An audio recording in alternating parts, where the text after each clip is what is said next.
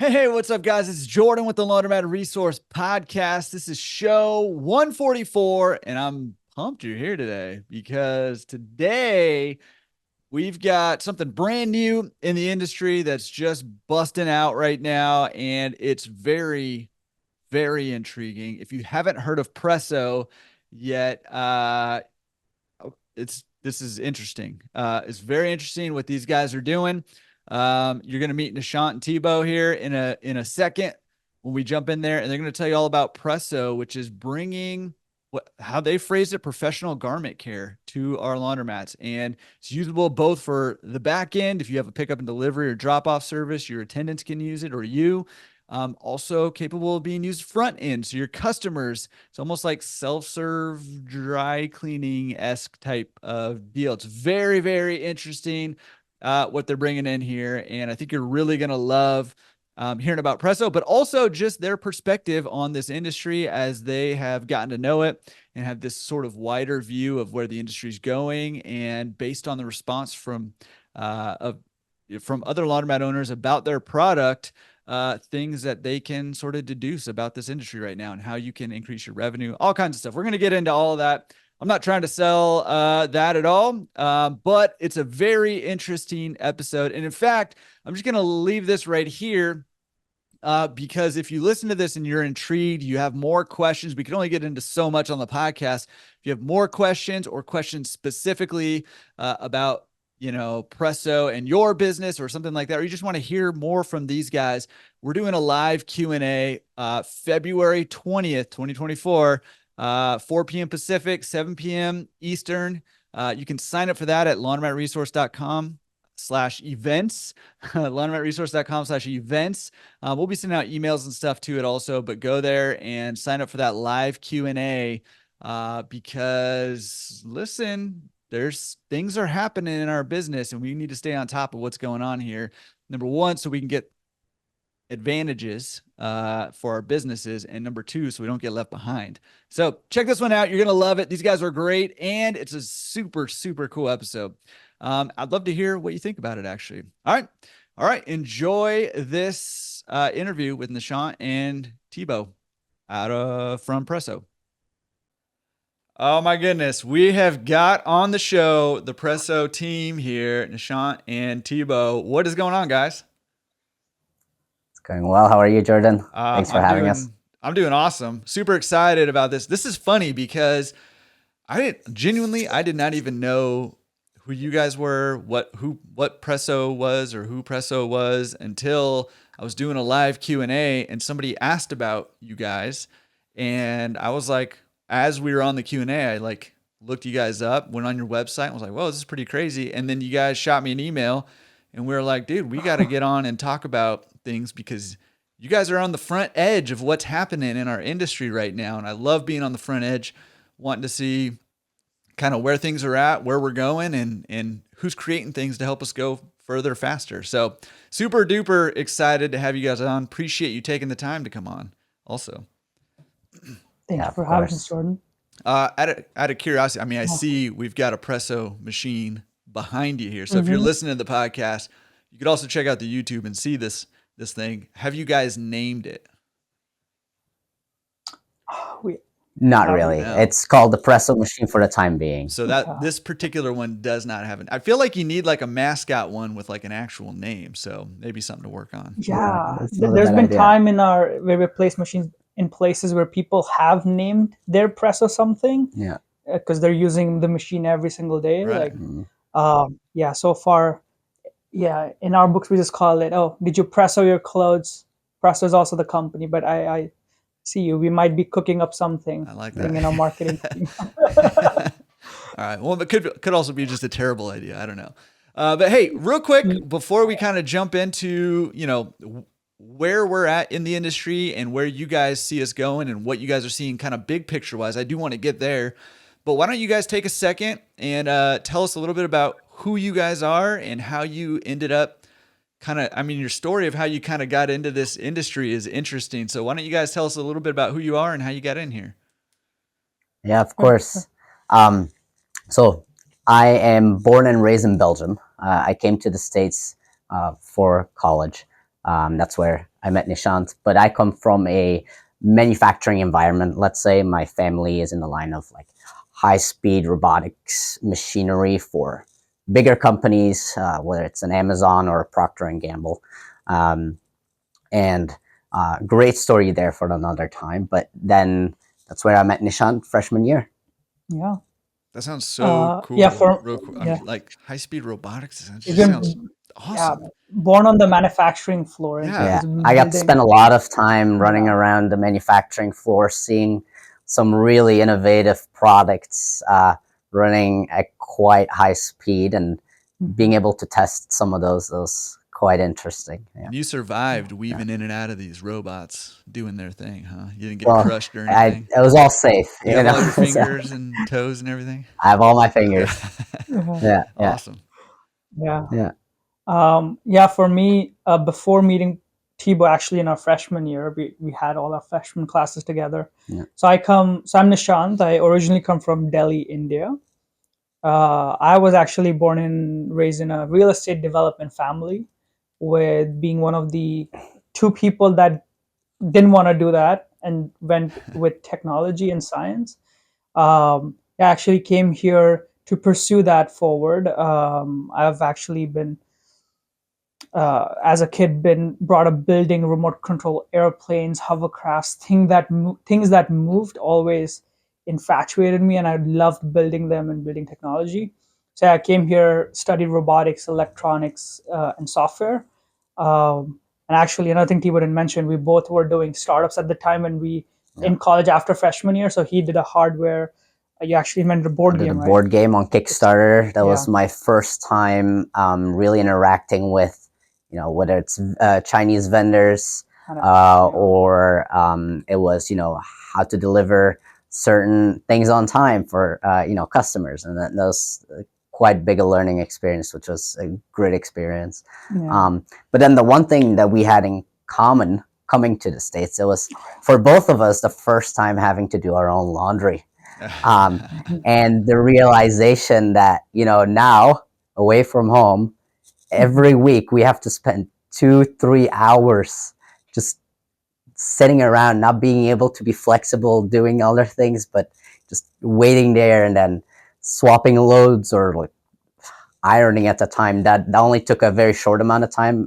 After a few months, I gave up on ironing my Yeah. clothes in college. Yeah. Actually, I think the last time I touched an iron was freshman year. Yeah. Once.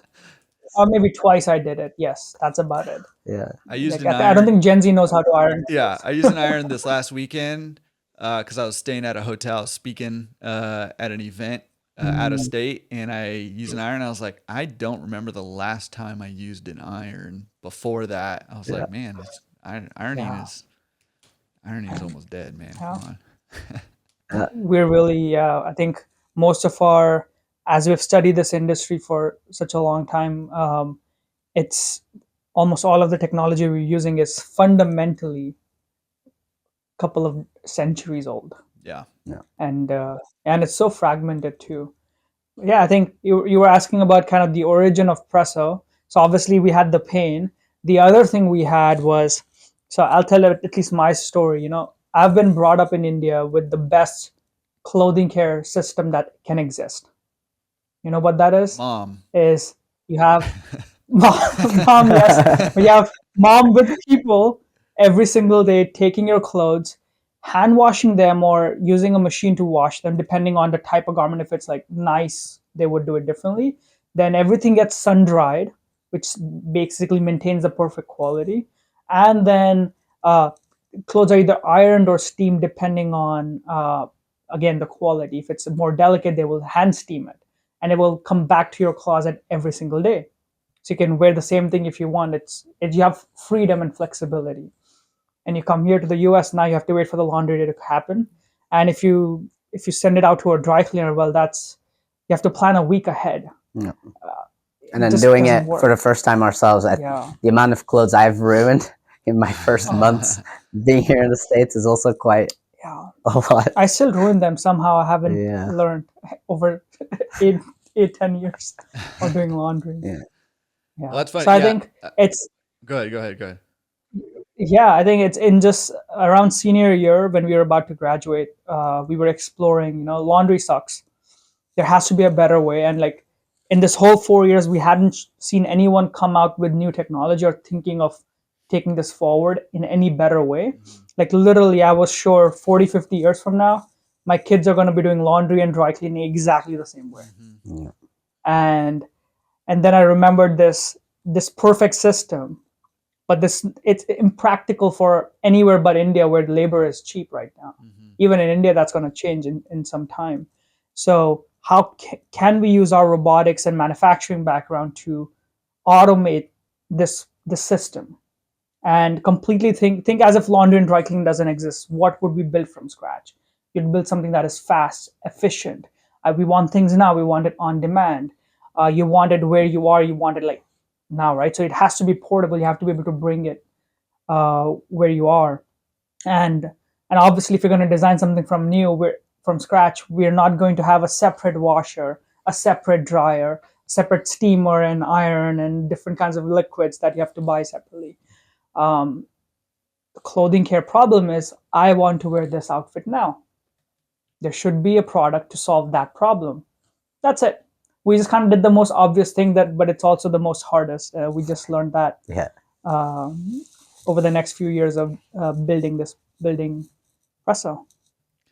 Well, dude, I love the question you started with is, if there were no washers, dryers, anything like that, and we started from Mhm. scratch, what would we create to clean our clothes now, to Yeah, process our clothes? I love that. And I think our industry needs a dose of that, right? Like I think we need, I've said many a times, like we're experiencing change in our industry faster like than ever that, now. And mhm. I'd say in the last like 2 maybe 3 years, it's changed more than it did for decades before that. But even still, fundamentally, it's the same, right? Like we're getting Yeah. touch screens now, but it's the same washer, right? The We process has stayed the same for sure. Yeah, Yeah. the biggest innovation is we took drums that were upright and we turned them forward so Yeah, we could load from them. Sideways. Like that's the biggest innovation, right? Like, so I love yeah, just, the premise of going back to, okay, if we scrapped everything and all the washers and dryers mhm, blew up or whatever, what would we create and how could we utilize, robotics, technology, mhm. software to replicate what you were saying, I'd say probably the second best way of doing laundry besides mom doing it.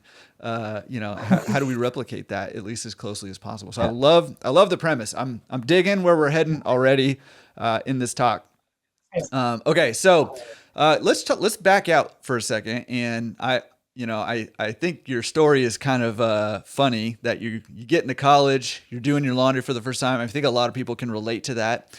Mhm. Doing laundry for the first time, and you're like, okay, this is horrible. How do I never do this again like this, Mhm.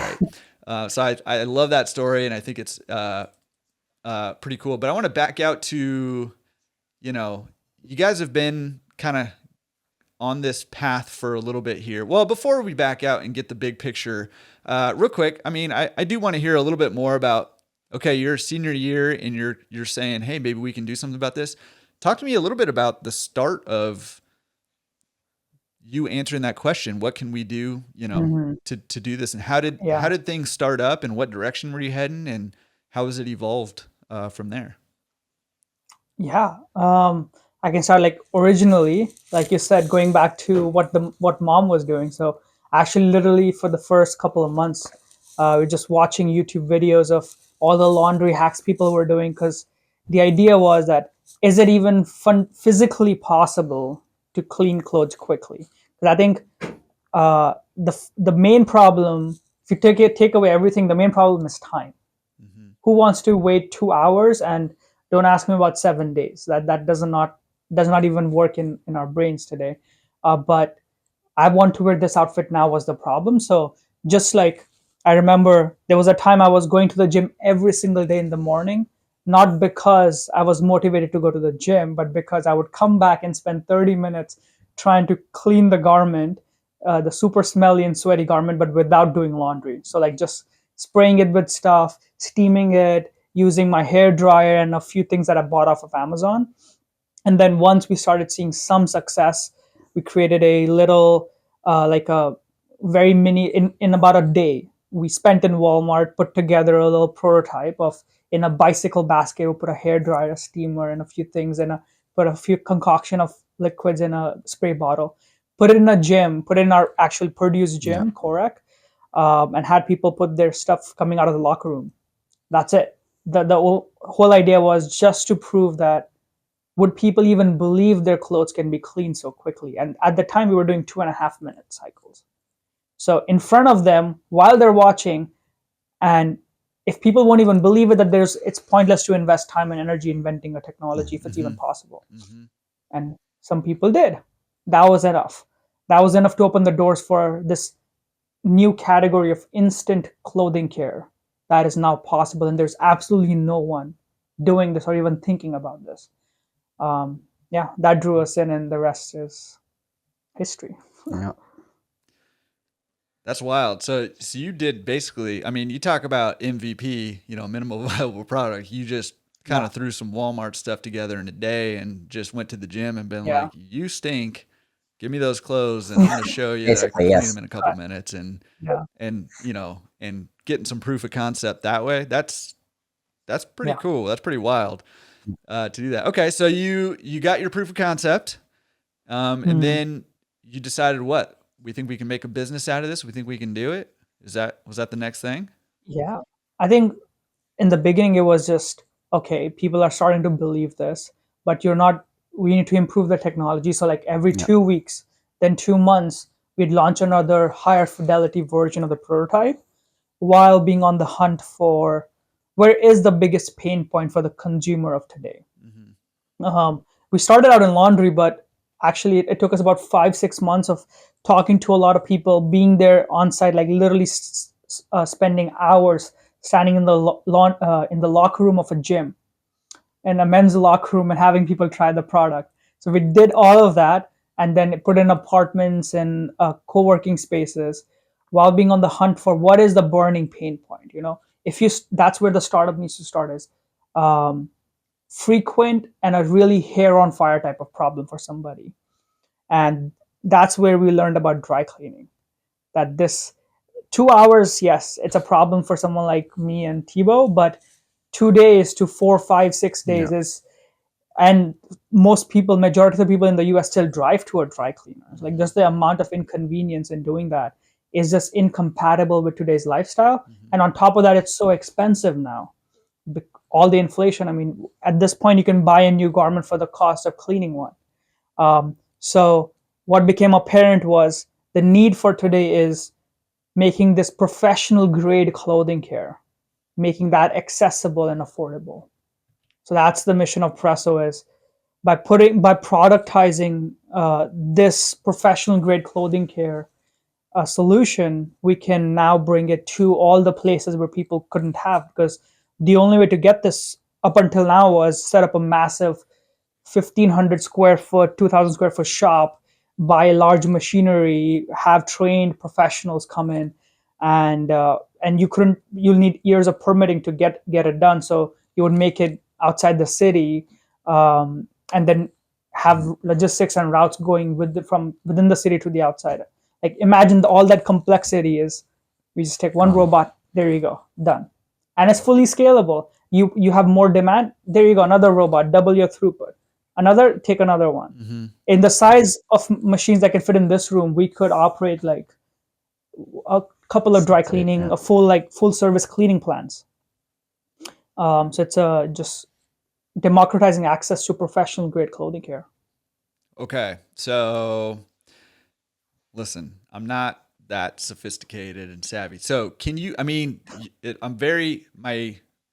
my interest is peaked right now, and you are, Nishant, you're savvy here, because I don't know what you mean by professional grade garment care. So I mean, can you tell? I mean, this sounds like, dude, this sounds legit to me, right? Yeah. But can you kind of describe what do you mean by professional? I mean, it sounds awesome, right? So what does that exactly mean? Yeah. So the way we see this in this industry is, the laundry, that the base technology that we have, it's great for throwing everything in together. It gets all tumbled together, and it gets relatively clean. That's good for your at home wear, your casuals, undergarments, and that kind of stuff. But for the stuff that we wear, like the shirt that I'm wearing, all the stuff we wear when we're on display, when we're in the offices, or when we're in formal settings, all these garments are different, and they're an extension of our identity. We care about them. We have an emotional involvement with them. They give us confidence, comfort. So each of these garments need individual care, the right kind of care. And that's what a dry cleaner does today, effectively. A dry cleaner isn't actually dry cleaning all the clothes that you send them. They are, what makes them different is they're looking at every single garment, and they're looking at the labels and figuring out what is the right kind of care to give to that garment.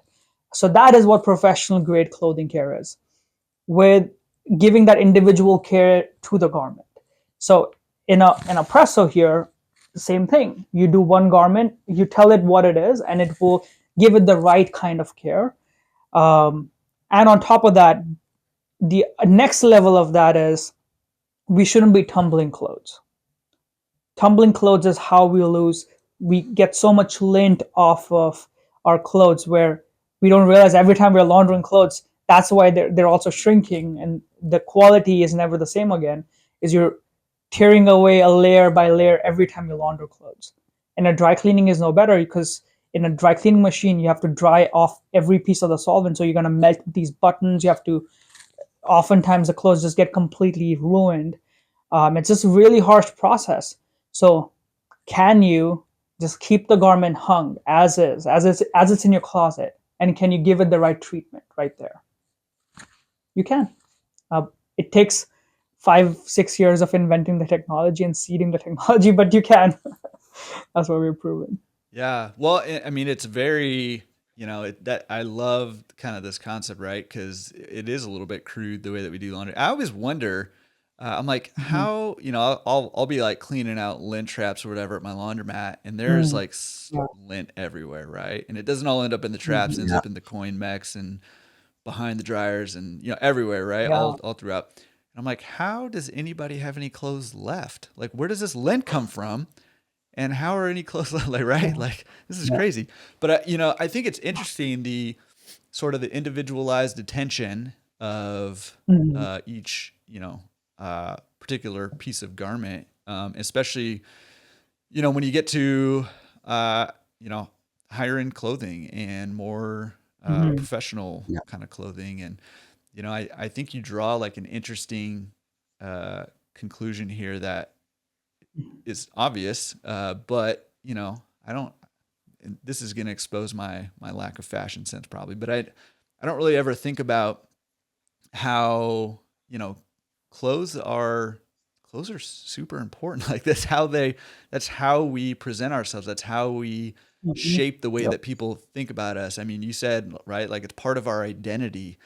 And so, we want to make sure that, we're properly caring for that, because almost it's an extension of ourselves, right? And we want to make sure we're properly caring for ourselves and our garments too. So I love that. Okay, so you decided to kind of go down this route on the creating a robot. What was like? I mean, did you start off going for, hey, we're going to put these things in laundromats, or what was that process like? Not in the beginning. No. Yeah, you want. Yeah, initially we had our main focus really focused around, who is our ideal customer here, right? And that was, at the time, we thought, business professionals. They're the ones that constantly go to the dry cleaners, constantly send out their really nice formal wear because they have to be ready for the next meeting. And so we're like, okay, where do these type of customers come frequently? And so the first mind was like hotels. That's a lot of foot traffic. This was pre-COVID times. A lot of foot traffic. And so, okay, let's place it. So the last version of the machine we placed at the end of our college career, let's say, was at a Holiday Inn, where we had our latest fidelity machine, the latest features at the time. and our first real paying customers as well, Mm-hmm. right? Which was really interesting. And then now we're like, okay, we have paying customers. Like, how do we make this, which was truly a prototype? Mm-hmm. How do we make this a lot more robust? How do we make this reliable? How can we make sure, this is scalable and especially, beneficial for places like hotels or wherever we might place them? And so we're like, okay, we have to upgrade our product. And so the first step we did was we went overseas. We went to the hardware capital of the world, right? China. We lived there for close to a year, where we really developed our core tech a lot further, made a lot more functionality improvements, made vendor connections, supplier connections, really to scale this a little forward. And then we were planning on going back to Chicago area, close to Purdue. But then we got a phone call from somebody in the film industry, and we had no idea why. But they called the massive need they had in their wardrobe departments for TV shows and movie sets of all the garments they have to clean on a daily basis for all their actors. How all the garments have to be exactly picture perfect for their next shot. There can be no differences in between shoots. And the biggest problem they had is, which is most people today with laundry, is 95% of their garments are just sweaty. That's it, sweaty and wrinkly. And so we decided to come to Atlanta, and that's why we're based in Atlanta right now, to work with the wardrobe departments of the TV industry. But they were a really good first market for us to really, make sure our tech is robust, it is reliable. They were throwing in garments like $3,000 pieces of garments for their main actors, like it was nothing. They were running, I think, per machine, sometimes even 80 cycles a day, just because they ran 24/7. And that was a really good first starting market. Right. Yeah. And I'll say, like, the same pattern we ended up seeing just last year, where for the first time we got featured on CNBC. We got some really nice press. And all of a sudden, out of nowhere, we had 60 plus laundromat owners across the nation pounding our doors like, hey, we want a machine. This is what we've been waiting for. And this is post pandemic. So we just couldn't ignore this. Like, we've kind of had some interest over the years, but never from any vertical in this volume. So turns out it's the same thing. You have so many people coming through your door. You have so many people that you're picking up clothes from, and they need some kind of service that can take care of the rest of their closet, the nice stuff that they're afraid. That's where they're going to ask you to wash and hang clothes sometimes, because they're afraid of putting in the dryer. They want air dry. There is a need for professional grade clothing care to do the rest of the closet. But if you're asking them to wait 4 or 5 days, it's unpredictable when you're going to get it, and it's really, really expensive.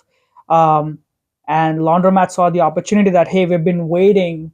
Like, we've looked at all the dry cleaning equipment and what it takes to set up just a professional grade clothing care shop.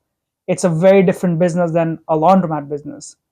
But if you can productize it and take out the labor portion from it, bring it on site in a portable way, all of a sudden you can become a one-stop shop. I think across the board, somehow in just like a week or two, this trend started, and every owner, I think at this point we've talked to 200 plus owners, everybody's imagining them becoming that one-stop shop for all their customers. So not only do you acquire new customers, but if you can get deeper into people's closets and just add more value to each customer, you also gain more loyalty. No. Just because you're the one-stop shop.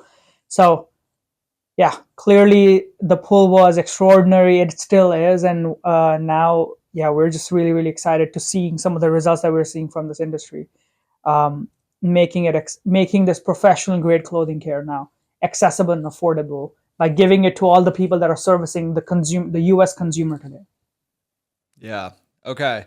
So, I mean, I think that's probably going to pique a lot of interest for people listening right now. So I think this is a really good time for me to just pause for a second and Uh-huh. say, hey, if you're listening to this or you're watching this and it's within a week or so of when this is coming out, we're actually going to do a live Q&A.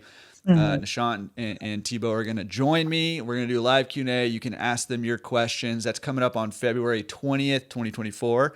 And at 4 Pacific, 7 Eastern, and go to laundromatresource.com/events. And you can register. You don't have to register, but you can get the link and all that stuff for that live Q&A. Because I think that,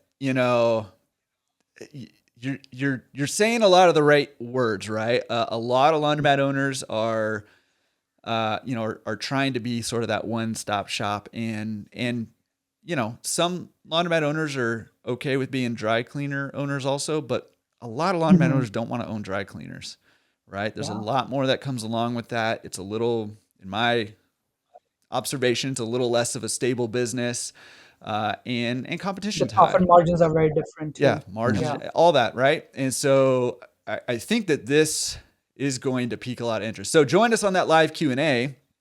Mhm. We're not done here, but I just wanted to pause and mention that we're doing that on February 20th. So laundromatresource.com/events to get the link for that. Okay, so awesome story, awesome like progression of going from, man, doing my own laundry stinks when you're like 18 years old, doing your own laundry for the first time, to let's make robots do it all for us and do it well, right? I like Mhm. that. So let's back out. So you didn't originally intend on kind of going into this market, or maybe not seeing it as a primary market for going into laundromats, but you saw that demand there, you saw that need there, and that product market fit there, and so you're leaning into it, which I love.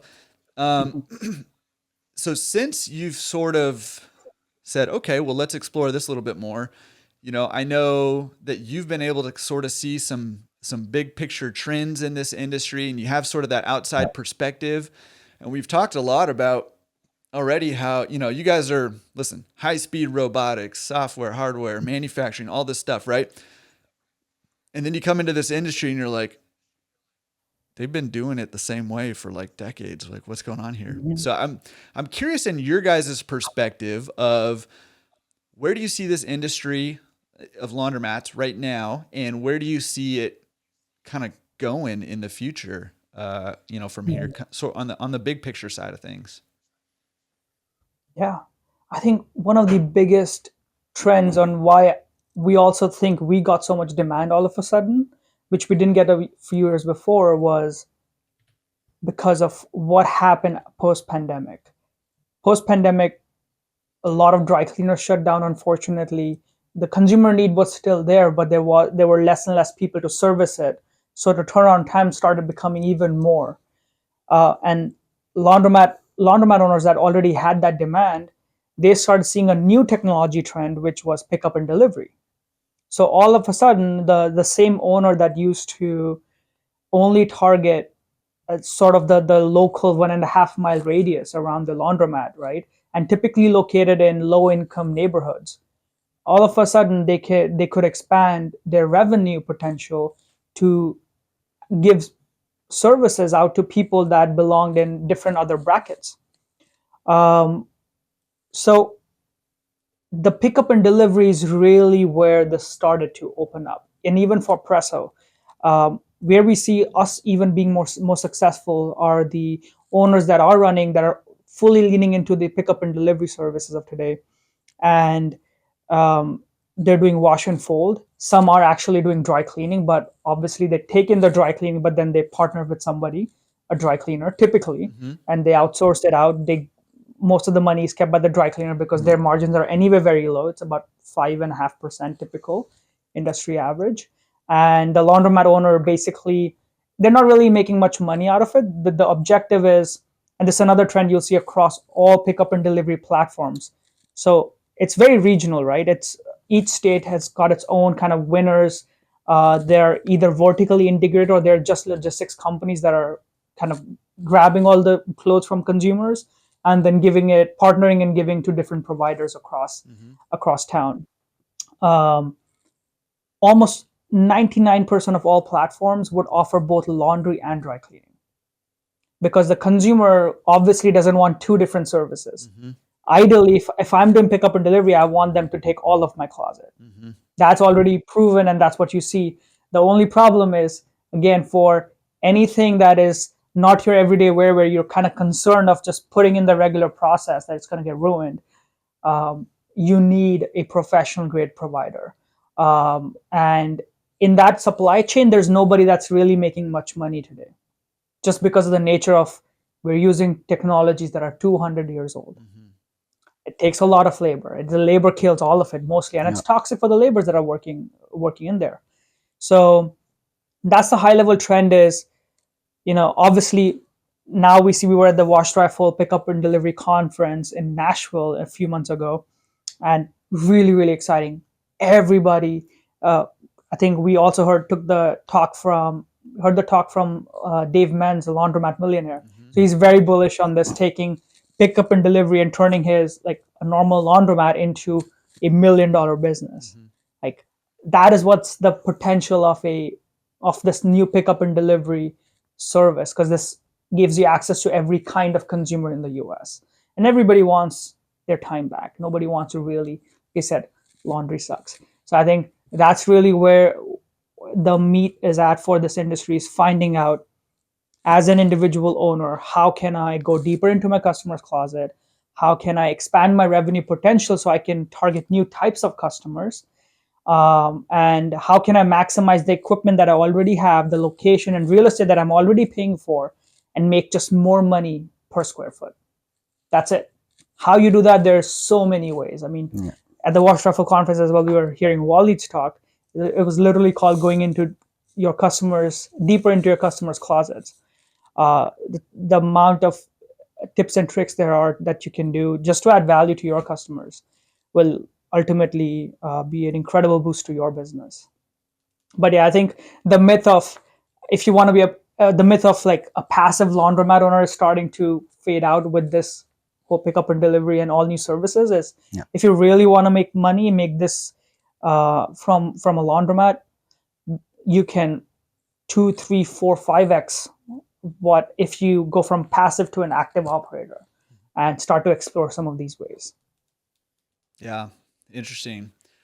Yeah, and I do see a trend of more and more of the sort of the service center model going on these days. So it is really interesting to see some of the trends happening in this business. And for me, what's exciting about this is, I mean, listen, there's no robotics in the laundromat industry right now. You know what I mean? Like there's no, like we're very primitive, I think, in a lot of ways. And so I think it's interesting to see how this will sort of play out, and how, I mean, I know you guys will continue to, be able to kind of shrink down sizes, collapse timelines, all that stuff, like as you just continue to refine this thing, which is pretty, it's pretty exciting. It's pretty cool to see, that. I want to shift gears a little bit. We haven't talked about this, and there's probably a lot of people who are like, well, this is all sounding kind of cool, but like, what is it actually? Like, what is this thing? And what does it actually do? How does it work? Do your customers use it? Do you use it as the owner? Can you talk about like, what is Presso, your Presso machine that's nameless at the moment, and what does it do? Yeah. So Presso, the way we're able to provide such high quality care for each garment is we use a mix between pressurized steam, we have proprietary cleaning liquids, and we do robotic stretching, which is super important to really get that industry standard quality. And there's an array of ways we can work with different people, whether it is front house, self-service, or if it's back of house, white glove service type. The biggest success we are seeing is people doing it back of house as part of their drop off and delivery story, where because people are using the Presso, they're like 3xing their margins. The amount of garments they can run through here that they would otherwise have to give away to dry cleaners, or they just it's not been possible until now. Yeah.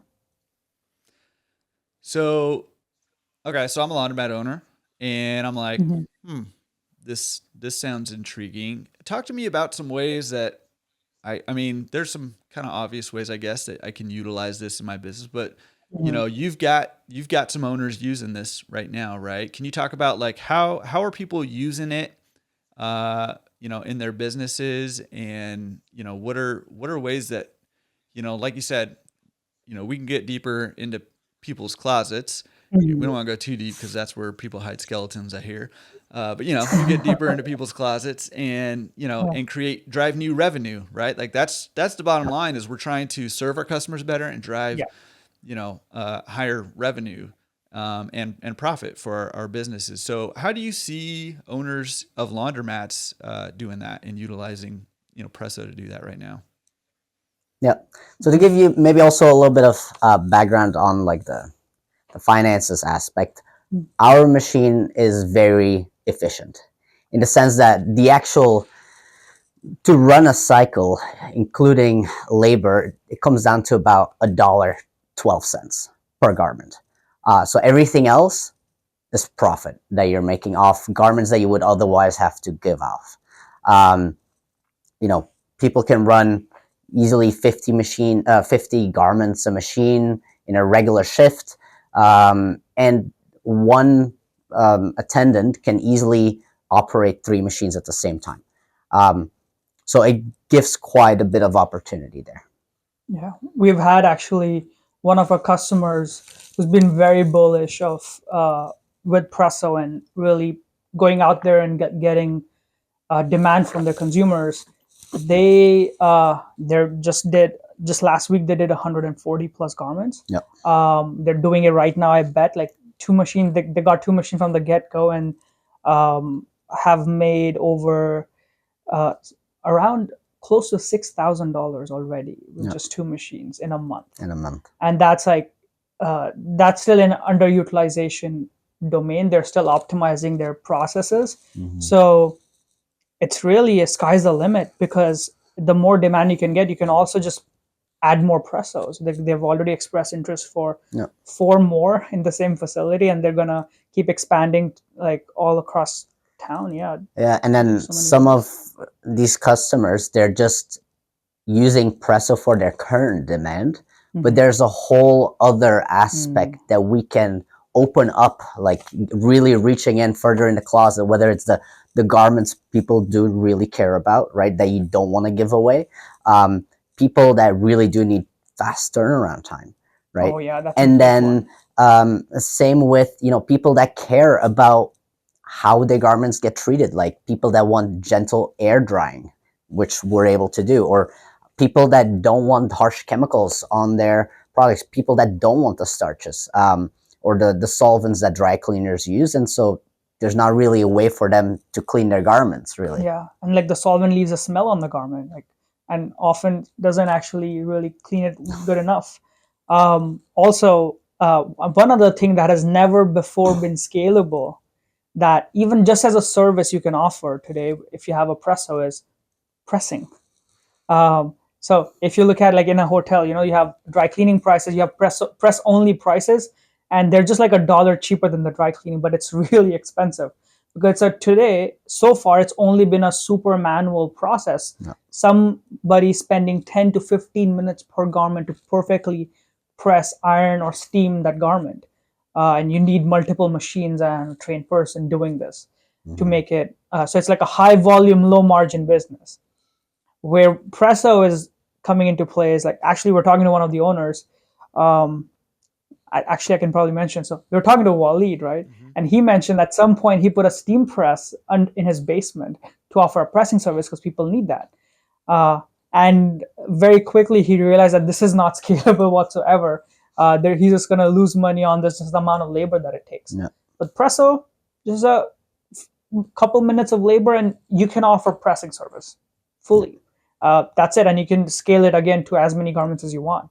So pressing, air drying is actually a big one. What you mentioned, we've heard from so many owners. You typically have a selection for if you want to hang dry clothes, and then they're dripping here and there. They get moist and they start to smell in a plastic bag, and sometimes they return moist to the end customer, and then they get bad reviews unnecessarily. But like they ask for it because there's no other way. So if you could just air dry clothes so they never shrink, they never lose their quality, you'd never lose the lint off of your garments. That's another big way that Presso is really kind of like the jack of all trades, all in one type of product where you go in, we help you kind of set up these services that you can take your existing demand for sure, make a bunch of money, great, but let's add some of these other services and, like we said, go deeper into people's closet and just do more service. If you make it affordable, which you can now because you have the whole margin to play with, it's not costing you all the labor, the real estate, and the equipment cost to be able to provide the service. So make it accessible. If you make it really that accessible, why wouldn't I want all my garments like on a hanger ready to wear? Mm.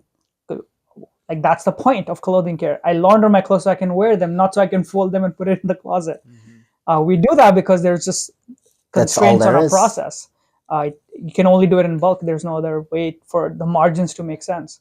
So yeah, we're kind of just at the tip of the iceberg still with some of our Presso Pathfinder owners that are helping us figure out all these new services. And yeah, I think there's endless potential in how much Yeah. more revenue we can bring into an owner. And we're looking always for some of our customers, like we have, really bullish on it and active and going out there and figuring this out and helping kind of lay the groundwork for the rest of this industry to follow. Yeah, and what's interesting, so like for me, I'm typically like a later adopter when it comes to like consumer electronics or consumer goods or Mm-hmm. whatever.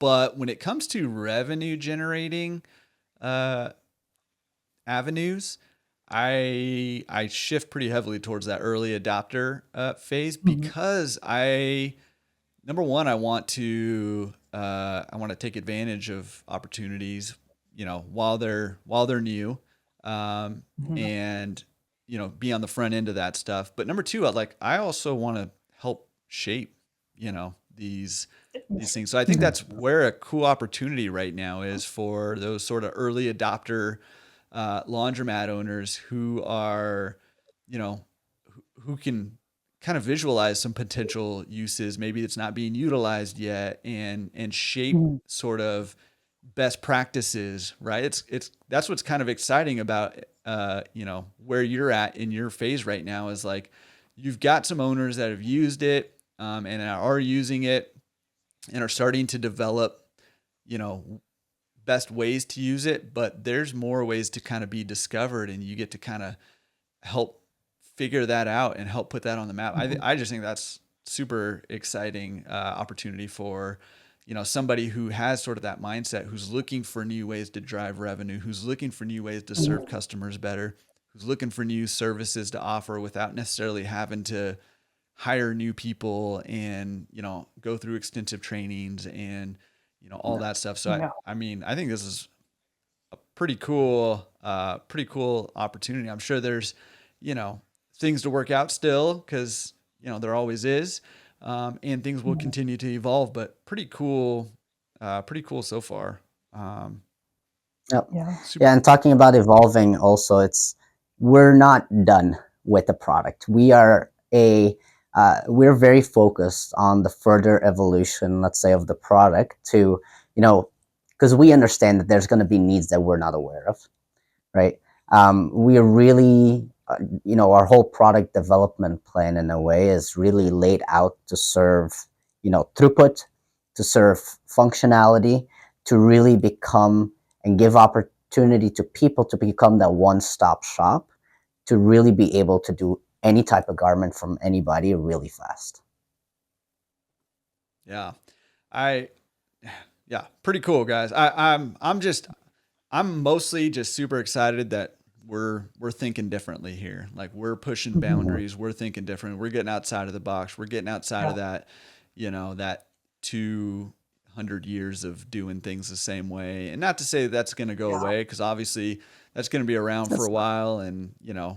your kids will probably have the opportunity to utilize, washing machines, Mhm. but to have more options, to have more opportunities, to find new ways of doing this and find better ways of doing this is that's pretty exciting to me. Yeah.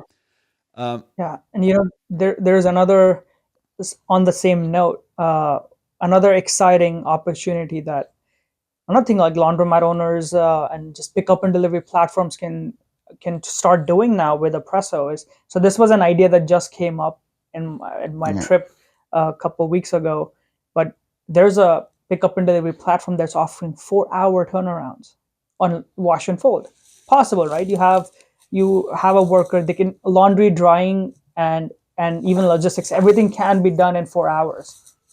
But imagine now we're talking with them, what if you are the consumer, you have this service that you're subscribed to, they come in, you hand them all your laundry and your nicer stuff, all your dry cleaning included, and you get everything back in 4 hours. Imagine that. That is possible, and that's what they're going to do. mhm. So like I said, like this takes an average of 5.5 minutes a 5 minutes, yeah, on cycle. average. um, so, and that's going to actually come down. We have some stuff in the lab that's going to come out to the customers in the next 6 months. um, but yeah, this is uh, in terms of talking about pushing the boundaries of what kind of new services are possible. This the this potential this platform that I was talking to, they have hotels, commercial and consumer demand through the roof. They had to stop marketing because they're getting too much demand. um, because they need to be able to service it, they need to build the supply side more. But turnaround time is key. People, we already have evidence. People are willing to pay more premium for getting things faster. All dry cleaners in the world and laundromat owners get that request all the time. Can you just do these two garments like right now? Mhm. um, so I think there's something there with, as more and more pressos get out there in the world and more people have access to it across the US, we're going to start seeing turnaround times become, from today what it's at is 3-4 days up to 7 days, to starting off same day and next day, but at scale bring coming down into a few hours, 4 or 5 hours. I think that's where it's a complete mindset shift for the consumer. Yeah. They're never going to leave your platform ever. You have 100% loyalty because it's on demand. They never have to think about it. They don't have to ever plan ahead of time. Yeah, well, and we Yeah. talk about, this a lot in our industry lately, is like, hey, we need to add more value. If you add more value, you can charge more. But really what it Mhm. comes down to is value means either making sure customer believes they're going to get, what they're asking for, which is clean clothes, right? And that was kind of Mhm. your going to the gym and seeing Mhm. if people will actually believe it, right? So that's part of it. Mhm. And then speed is the other, aspect. If Yeah. you can reduce the time, that adds a ton of value and you can charge more for that. And then convenience, and like, those two Mhm. go hand in hand a lot of times. But in this case, man, super convenient, because again, it's convenient for the operator too, because you're not, like you said, you're not having Yeah. multiple Yeah. machines and having to train somebody to operate all these Yeah. things to provide all the services that the robots are Yeah. providing for you. It's 90% less labor and 99% less space than your smallest shop Mm-hmm. and your Mm. smallest plant. Like we did the math, and cost wise, obviously this, Yeah, it just doesn't even unprecedented. compare, It does and not. Yeah. there's no permitting needed. Even you don't even need a separate boiler or anything. It all comes within the machine, and it's under the requirement where you need zero permitting. You can just, Yeah. you get a machine, you place it like a laundry machine, and you're done. Plug it in. That's Now all you you have can to do. do, you can be a one-stop shop. Yeah, what do you need? I mean, I'm assuming you need power and you need a water line and a drain. Yeah. Anything else you need for this? That's it. A 220 power line, your typical dryer outlet, and then one water inlet from your dryer box or whatever, and then an outlet. That's all. And about, okay, so let's say, like, okay, I'm interested.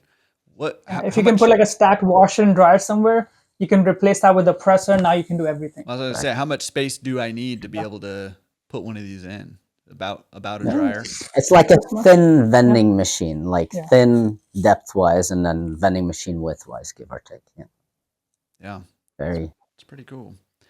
Well, and that's, I mean, and what's interesting about it too is, I think it's interesting you put it that way, because as laundromat owners, and you mentioned this earlier too, right? We need to be looking at revenue per square foot, right? And so this is an opportunity to take a look at, hey, how much money am I making with this soda vending machine or this snack vending machine? And does it make more sense? Am I going to make more revenue per square foot if I put in something like this, and replace my snack vending machine with a Presso or something like that, right? With another laundry machine, because that's your main Basically. business. Yeah. That's why people are there. They're bringing clothes. You have a captive audience that's sitting there for a few hours. Help them do the rest of their closet and build that trust, build that loyalty. Yeah.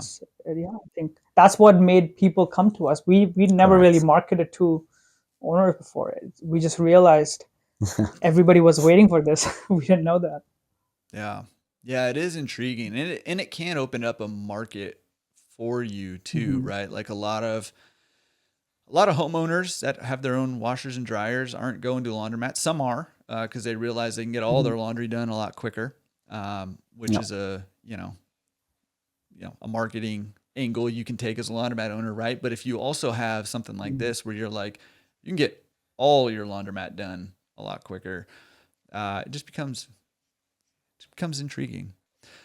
Yeah. What? And even now, like having a press on site, people don't have to go to two different locations for their separate garments. It's like you take away the logistics hassle for people, and people are going to keep coming to the same location. Yeah. It's very simple. Yeah.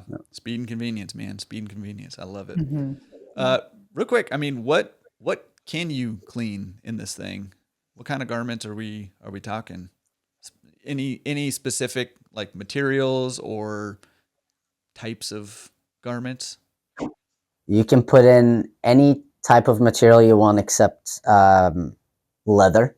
Leather and steam-based systems don't really work well together. And then we have a little bit of a height restriction, but we do have a highly industrial precision steamer included as well to allow for garment treatment of longer dresses, for let's say.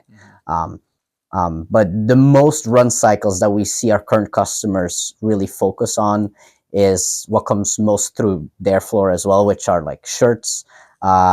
We see some pants, blouses, and short dresses, and suit jackets.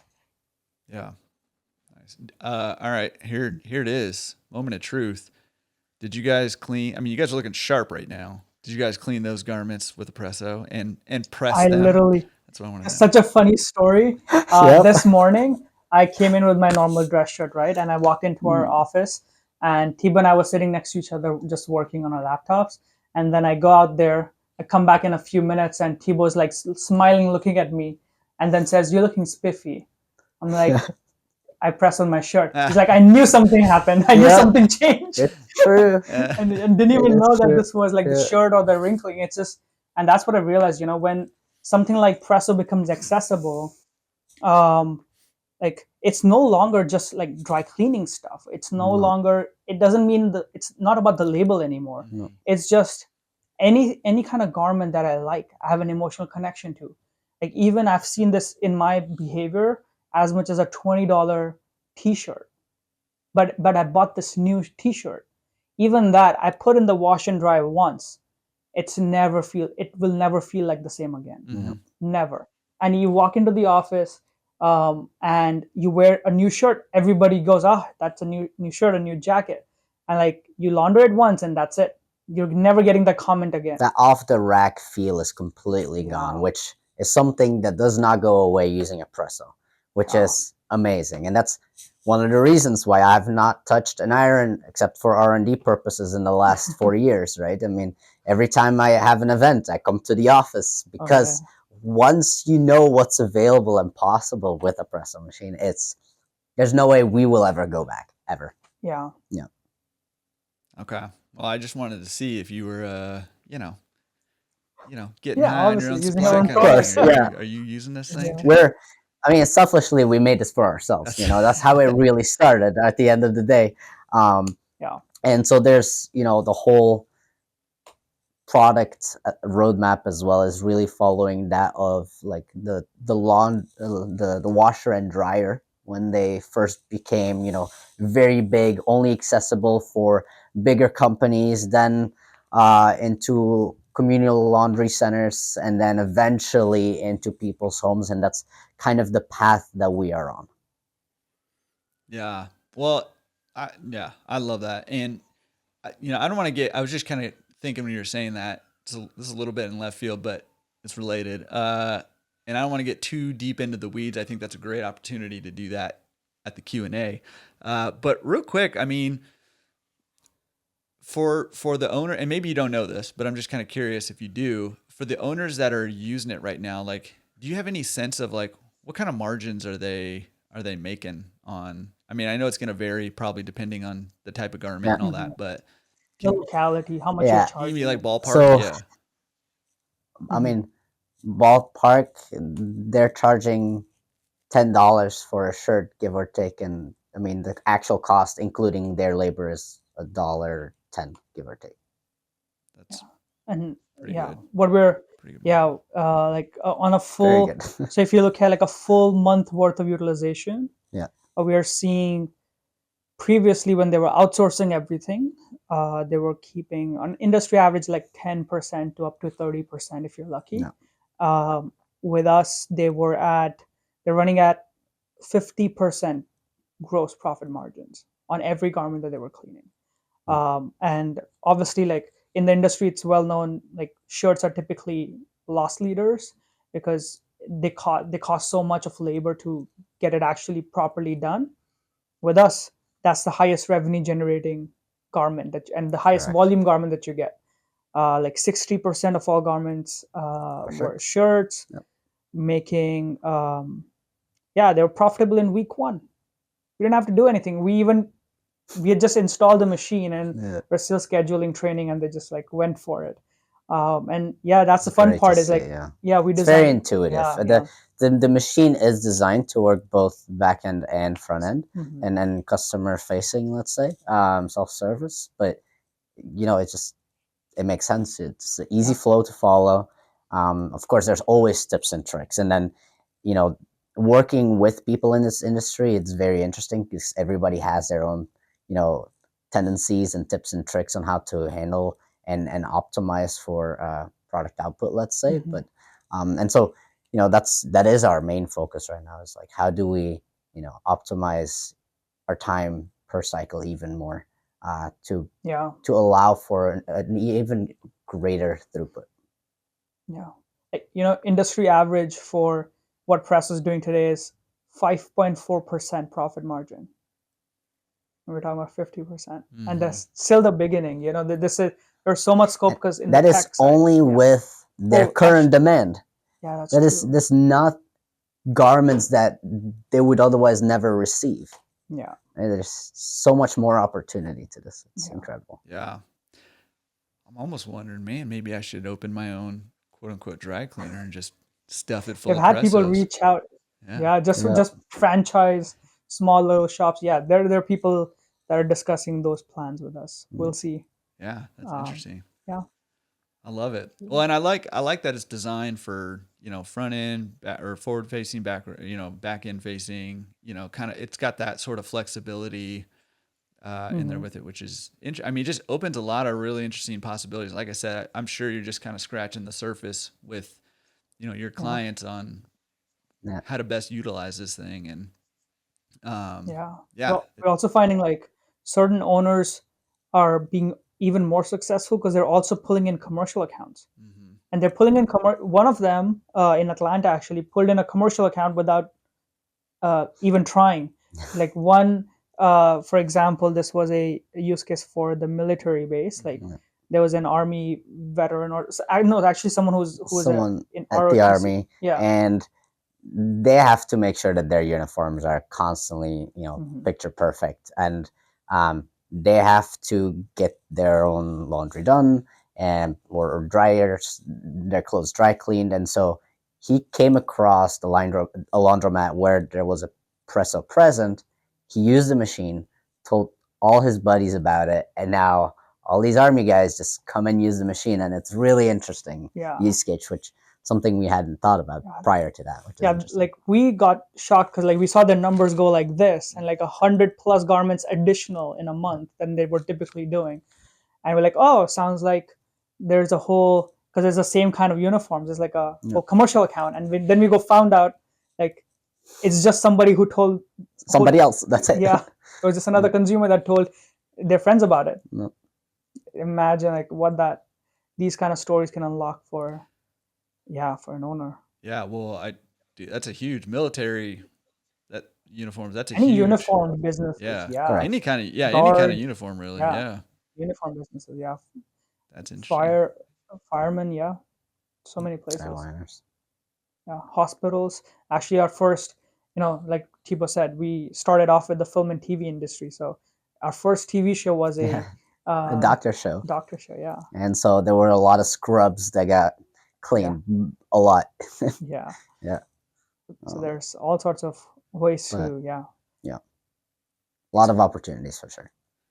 Well, listen, this has been awesome. I mean, I'm hoping my hope is that this just sort of piques the interest of everybody and whets the appetite a little bit, and a bunch of you guys listening will join us at the live Q&A February 20th and really get those those detailed questions that you really need to determine if this is going to be right for your business, right? This is the whole goal of this episode and a lot of these episodes is, to put some options out there and to give some tools to us as laundromat owners to see if, this is going to fit our business model, if this is going to help us drive revenue. And, it sounds like you've got some people who it's working for already, which is awesome. But we're still on the very front end here. So it's a cool opportunity to check out some new technology. I mean, it's truly new and innovative technology in our industry, which is so rare, which is what makes this, kind of exciting to see what you guys have done. And you guys have done something incredible already. Like, this is quite an accomplishment to have something like this that exists. So kudos to you guys. And also just thank you for spending the time to come share sort of your story and your experience about how you got into this industry, what you see happening in this industry, and how you're trying to help propel this industry forward. Like, it's pretty cool to see that. So make sure you guys join us at the live Q&A. Guys, you guys are awesome. Thank you so much. Thanks, Thank Jordan. you. And thank you for all any of the owners in the industry watching. I think we have been met with incredible support. And obviously, we've figured things out and we've been here for over a year.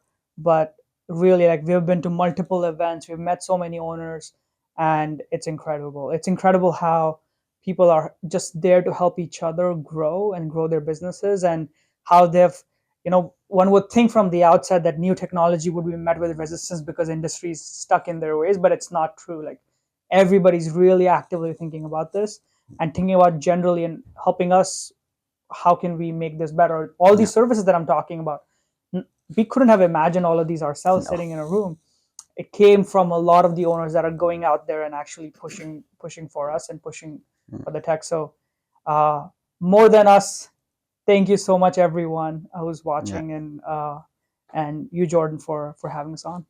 Yeah, well, listen, this industry, we're pushing forward. We're ready to go, man. I think we've been itching for some innovation and some new stuff, right? And new ways to do this business, new ways to serve our customers. Like, so many of us, we really care about our communities. We really care about our customers. We really do want to serve them as best as we can. And as new things come out that give us tools, put tools in our hands to help us do that, like, that's why you're being met with, open arms right now and with some enthusiasm, is because we're, so many of us do care and we want to serve ourselves best. So huge thank you to you guys. I know you've got this cool product sitting behind you right now, but I know what sits behind the product, besides the wall is, hours and hours and hours of work and blood, sweat, and tears and sacrifice and moving to other countries and,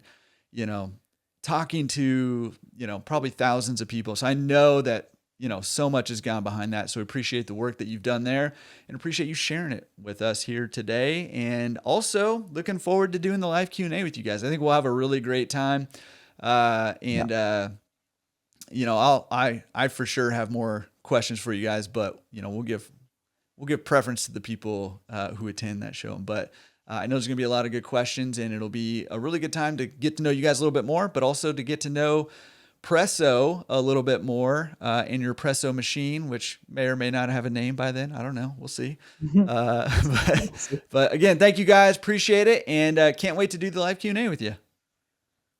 Awesome. Thank you, Thanks, Jordan. Jordan. All right. Hope you loved that episode about Presso. Oh my goodness. Interesting stuff. What do you think? Is it going to stick around and transform the way we do garment care in our laundromats, or is it a fad and you don't think it's going to be anything? I don't know. I'd love to hear what you think. Check out the forums, laundromatresource.com/forums, and let me know what you think over there. Let's have a discussion about it. And then make sure you join me and Nishant and Thibault on February 20th, 4 p.m. Pacific, 7 p.m. Eastern time. And go to laundromatresource.com/events to check it out. All right. Hope you loved it. We'll see you again next week. Peace.